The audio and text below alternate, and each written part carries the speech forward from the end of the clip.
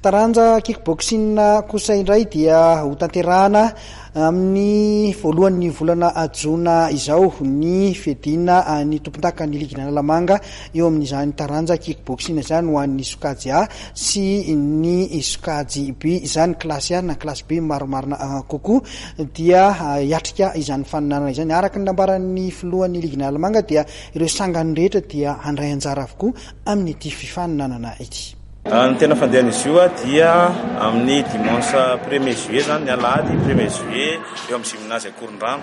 Io zany nanaovana ny championnat Ligin'Analamanga senior sy ny klasy A sy B zany. Ao anatin'izay koa dia efa naveriko foana hoe efa discipline associée atao anatin'ny kickboxing ny pancrace dia izy koa na pancrace koa zany ao, izay senior koa klasy A. Manarak'izay dia fahafantatsika foana fa mampiasa ringa roa zay, ny anton'iny anafainganana ho an'le compétition mba tsy hampahariva be amin'ny ankizy zany, mba tsy hampahariva be amin'ny mijery koa. Manarak'izay koa dia izay koa zany miezaka be zany fanatsarana an'le kalitao anatin'le compétition mba ny olona rehetra zany tonga hijery anazy fa tsy ohatran'ny taloha hoe somary matahotahotra izay rehefa dia hijery kickboxing dia manentana antsika zany ho tonga fa na sécurité na ny zavatra efa tena ezahana eo tsara daholo mihitsy. Manarak'izay koa dia ao anatin'io koa zany no andraisanay ireo ankizy zany nandeha tany Afrika, nanao championnat d'Afrique. Manana médaille d'or ny Analamanga anankefatra hitantsika ireny dia misy médaille de bronze sy anankitelo anankifito izy. Eo koa zany ny fotoana mba handraisantsika anazy amin'ny fomba ofisialy eto amin'ny Analamanga. Manarak'izay moa dia eto aniraka eto ny vice président koa anazavazava zavatra izy, izay zavatra noentinay koa satria taotrano tsy efa irery izay dia miara-miasa daholo atao anatin'ny fiaraha-miasa no atao ato anatin'ny Ligin'Analamanga.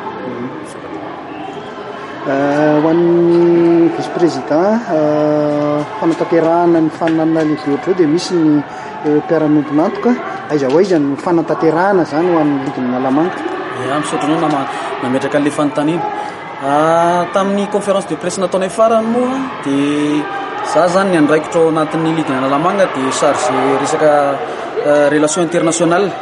Dia misy zava-baovao tokoa satria nahazo partenariat zany zay ny metal box io dia marque internationale ho an'ny combat de sport. Dia nanao fanarahana zany zay sy ny patron-ny metal box fa anao partenaire officiel anay ny metal box ary amatsy fitaovana ho an'ny Ligin'Analamanga. Tsy ndriko eto ho an'ny Ligin'Analamanga le izy satria zay moa zany zay ny andraikitra ato anatin'le izy ka na amin'ny matériel vitsivitsy zany zareo ho ampiasainay amin'io championnat tournoi ataonay ato amin'ny 1er juillet io. Dia manarak'izany dia misy olo tena metal box zany ho avy ao hijery hoe ahoana marina izany resaka kickboxing eto Madagasikara izany. Dia ho avy eo zareo zany misy olo tena zany ho avy eo hijery amin'io andro. Manarak'izany koa dia andro vao manaraka dia eo am-pikarakarana zany zay raha sitrapon'Andriamanitra dia amin'ny faran'ity taon'ity anomana gala international zay andraisana pays maromaro, zany hoe firenena maromaro no andray amin'io. Dia eto Antananarivo moa évidemment amin'ny Ligin'Analamanga no hikarakarana azy fa zay zavatra zay angamba mbola miankina amin'ny eo ambony fa eo am-pikarakarana mafy mahitsy zay amin'izao fotoana izao mitady ny hoenty manana fa le zany efa projet zany le izy fa eo am-panomanana an'le izy zay. Zavatra olazainay farany ngambany dia manentana antsika zany ny mponina rehetra eto Analamanga mihitsy fa tsy Antananarivo tonga hijery.